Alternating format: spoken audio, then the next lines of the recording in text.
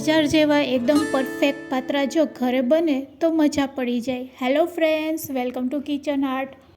મારી શીખારેલી art tips સાથે જો તમે ગુજરાતી પાત્રા બનાવશો, ના તો બીડા ખુલશે, ના તો ચવડ થશે અને સ્વાદમાં એટલા બેસ્ટ બનશે કે એકવાર જો આ રીતે બનાવશો તો વારંવાર આ રીતે જ બનાવવાનું મન થશે.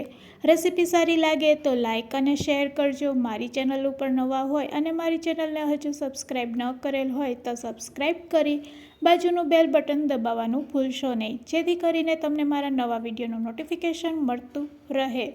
તો જ્યારે પણ આપણે પાત્રા બનાવતા હોય ત્યારે ફ્રેશ અળવીના પાન લેવાના હોય છે. ઘણા લોકો તેને પતરવેલિયાના પાન પણ કહેતા હોય છે. આ પાનની સાઇઝ મોટી પણ હોય છે અને નાની સાઇઝ પણ હોય છે. મોટી સાઇઝ હોય તો 4 પાનનો ઉપયોગ કરવાનો અને નાની સાઇઝ હોય તો 6 પાનનો ઉપયોગ કરવાનો. હવે ચાકુની મદદથી આ રીતે તમે સહેલાઈથી તેની નસ કાઢી શકો છો. તો હંમેશા જ્યારે પાત્રા બનાવો ત્યારે પહેલાં પાનને સારી રીતે ધોઈ કોરા કરી અને ધારદાર ચાકુ લેશો એટલે તેની નસો છે તે આ રીતે ઇઝીલી તમે દૂર કરી શકો છો. તો બસ ફિંગરને આ રીતે રાખતી જવાની અને ચાકુ આ રીતે ચલાવશો એટલે બધી નસો છે તે આરામથી તમે દૂર કરી શકો છો. વચ્ચેની મોટી નસને તો આપણે દૂર કરવાની હોય છે, બાકી ઝીણી નસોને તમે ચાકુથી નહીં કાઢશો તો પણ ચાલશે અને તેના ઉપર વેલણ ફેરવી દેશો તો પણ ચાલશે. તો આ રીતે નસો કાઢીને આપણે પાન છે તે તૈયાર કરી લેશું. મેં ટોટલ 8 પાન લીધેલા છે. હવે બેટર બનાવવા માટે આપણે પહેલાં એક વાટકીમાં પાણી લેશું. 1 કપ જેટલું પાણી લઈ અને તેમાં આપણે 1 ચમચી જેટલું તેલ એડ કરશું. ઘણી વખત પાત્રા આપણે ખાતી વખતે ડૂચા જેવા લાગતા હોય છે, તો આ પ્રોસેસથી તમે પાત્રા બનાવશો તો તમને પાત્રા છે એ બિલકુલ ખાતી વખતે ડૂચા જેવા નહીં લાગશે. તો પાણીને આ રીતે આપણે ફેટી લેશું. આ પ્રોસેસ તમે મિક્સર જારમાં પણ કરી શકો છો પાણી અને તેલને મિક્સ કરવા માટે. હવે આપણે આંબલી લેશું. તો અહીંયા મેં 2 ચમચી જેટલી આંબલી લીધેલી છે. તેમાં 2 ચમચી જેટલું પાણી એડ કરવાનું છે અને ચપટીક આપણે ગોળ એડ કરી દઈશું. તો અહીંયા આપણે આંબલીનો પલ્પ આ રીતે તૈયાર કરશું. ઘણા લોકો લીંબુ નાખે છે, પણ બજાર જેવા બનાવવા હોય તો હંમેશા આંબલીનો જ ઉપયોગ કરવાનો. હવે ઘરમાં રેગ્યુલર જે બેસનનો તમે ઉપયોગ કરતા હોય તે લેવાનો છે અને જ્યારે પણ પાત્રાનું બેટર બનાવો ત્યારે હંમેશા તેને ચારી લેવાનો. તો અહીંયા મેં 1 વાટકી જેટલો ચણાનો લોટ લીધેલો છે અને તેને ચારીને તેમાં રહેલા ગઠ્ઠાને આપણે દૂર કરી લેશું. ચારેલો લોટ લેવાથી બેટર એકદમ સ્મૂથ તૈયાર થાય છે. હવે મરચાં અને આદુની આપણે પેસ્ટ લેશું અડધી ચમચી, સાથે સ્વાદ મુજબ મીઠું, અડધી ચમચી લાલ મરચું પાવડર, અડધી ચમચી હળદર પાવડર, ચપટી હિંગ અને અડધી ચમચી જીરું એડ કરશું. સાથે ગરમ મસાલો એડ કરશું અને અડધી ચમચી અજમાને હાથેથી ક્રશ કરીને એડ કરશું. ચણાના લોટમાં અજમા નાખવાથી પેટને તે રાહત આપે છે. આંબલીનું પલ્પ 4 ચમચી જેટલું એડ કરશું. સાથે હવે તો આપણે જે તેલ અને પાણી મિક્સ કરેલું છે તેનાથી આપણે બેટર બનાવીશું. તો આ રીતે થોડુંક પાણી નાખીને આપણે બેટરમાં મિક્સ કરતા જઈશું. અહીંયા એકસાથે આપણે પાણી એડ નથી કરવાનું, એ વાતનું ખાસ ધ્યાન રાખવાનું છે. બેટર કેવું થીક રાખવાનું છે તે પણ હું તમને આગળ જણાવું છું. તો આ રીતે આપણે હાથેથી બેટર તૈયાર કરશું. આ રીતે આપણે તેને હાથેથી ફેટશું. જેમ જેમ ફેટશું તેમ તેમ તેનો કલર પણ ચેન્જ થશે અને એક સ્મૂથ બેટર તૈયાર થશે.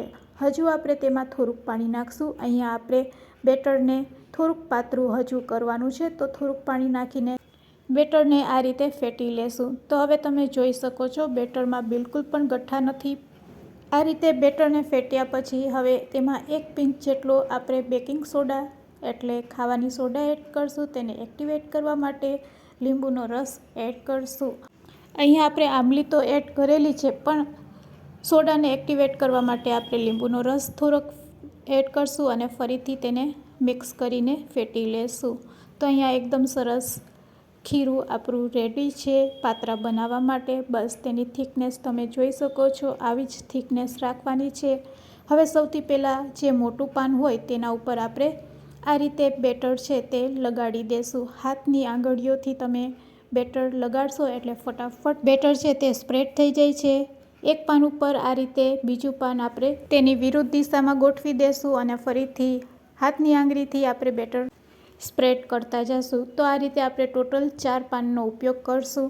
એકદમ સરસ રીતે આ રીતે બેટર લાગી જાય ચારેય પાનમાં એટલે તેનો આપણે રોલ વારવાનો છે. તો ત્રીજા પાનમાં પણ આપણે આ રીતે બેટર લગાડી દીધું છે અને તેના ઉપર હવે તેનાથી પણ નાનું પાન આપણે લઈ લેશું. તો આ રીતે આપણે ટોટલ 4 પાન લેશું. ચારેય પાનમાં આ રીતે બેટર લાગી જાય પછી તેને આપણે રોલ વારવાનો છે. તો હવે રોલ વારવા માટે આપણે સૌથી પહેલાં સાઈડમાંથી આ રીતે પાનને વારી લેશું અને આ રીતે વાળ્યા પછી ફરીથી તેના ઉપર થોડુંક આપણે બેટર લગાડી દેવાનું છે અને હવે આપણે રોલ વારીશું. તો એકદમ ટાઈટ રોલ આપણે વારવાનો છે. તો આ રીતે તમે હળવા હાથેથી આગળ વધતા જશો એટલે સરસ રોલ વરી જશે અને જ્યારે રોલ વરી જાય ત્યારે આપણે ફરીથી તેના ઉપર બેટર લગાડી દેવાનું છે. તો બસ આ પ્રોસેસ કરતા હોય ત્યારે આપણે ગેસની ફ્લેમ ચાલુ કરીને સ્ટીમરમાં પાણી ગરમ કરવા રાખી દઈશું અને પાણી આ રીતે ગરમ થઈ જાય એટલે કાણાવાળી પ્લેટ ગોઠવી દેવાની. અહીંયા આપણા રોલ રેડી છે પાત્રાના. તો ચાલો રોલ આપણે તેના ઉપર સેટ કરી દઈશું અને બચેલું ખીરું છે તે પાન ઉપર આ રીતે લગાડી દઈશું. આ રીતે પાન ઉપર લગાડવાથી કટ કરતી વખતે તે ખુલશે પણ નહીં અને ખાવામાં પણ ખૂબ જ સ્વાદિષ્ટ લાગશે. તો આ રીતે એકદમ વ્યવસ્થિત આપણે સાઈડમાંથી અને ઉપર બધી જગ્યાએ આપણે આ રીતે તેને બેટરથી કોટ કરી લેશું. હવે લીડથી ઢાંકીને આપણે મીડિયમ ફ્લેમ ઉપર તેને 20 મિનિટ માટે ચડવા દેશું. પાત્રાને પકાવવા પણ એટલા જ ઇમ્પોર્ટન્ટ છે. 20 મિનિટ માટે તમે સ્ટીમ કરશો તો પાત્રા એકદમ વ્યવસ્થિત પાકી જશે, અંદરથી બિલકુલ કાચા નહીં રહેશે. જો તમે ઉતાવળ કરશો તો બની શકે છે કે કટ કર્યા પછી તે કાચા રહી જાય. તો પકાવતી વખતે ખાસ ધ્યાન રાખવાનું છે. ગેસની ફ્લેમ મીડિયમ રાખવાની છે અને મીડિયમ ફ્લેમ ઉપર જ આપણે 20 મિનિટ માટે પાત્રાને પકાવીશું. 20 મિનિટ પછી પાત્રા સરસ પાકી જાય પછી તેને એકદમ ઠંડા કરવાના છે. રૂમ ટેમ્પરેચર ઉપર આવ્યા પછી જ આપણે તેને કટ કરીશું.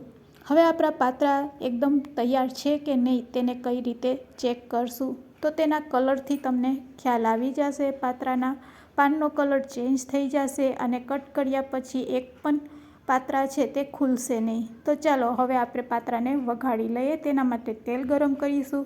પાત્રા ઉપર લાલ મરચું પાવડર, હળદર અને મીઠું સ્પ્રેડ કરીશું. તેલ ગરમ થાય એટલે તેમાં અડધી ચમચી રાઈ એડ કરશું, એક તીખું મરચું લીલું એડ કરશું અને લીમડાના પાન સાથે ચપટી હિંગ પણ એડ કરશું. રાઈ સરસ કકળી જાય પછી તેમાં આપણે 1 ચમચી જેટલા તલ એડ કરવાના છે. ગેસની ફ્લેમ લો કરી દેશું અને બસ તૈયાર કરેલા પાત્રા અહીંયા આપણે એડ કરી દેવાના છે. તો આ રીતે તમે પાત્રાને વઘારી પણ શકો છો અને ડીપ ફ્રાય કરવા હોય તો પાત્રાને તમે ડીપ ફ્રાય પણ કરી શકો છો. તો રેડી છે વઘારેલા પાત્રા સર્વ કરવા માટે. તો ફ્રેન્ડ્સ, આજની શીખારેલી આ ટિપ્સ તમને કેવી લાગી તે મને કમેન્ટ્સમાં જરૂરથી કહેજો. વિડીયોને એન્ડ સુધી જોયો હોય તો એક લાઇક જરૂરથી આપજો અને હા, ચેનલ ઉપર નવા હોય તો ચેનલને સબસ્ક્રાઈબ જરૂરથી કરી લેજો અને તમારા ફ્રેન્ડ્સ, મિત્ર અને ગ્રુપમાં શેર કરવાનું ભૂલશો નહીં. Thanks for watching. ફરી મળીશું એક આવી નવી જ રેસીપી સાથે.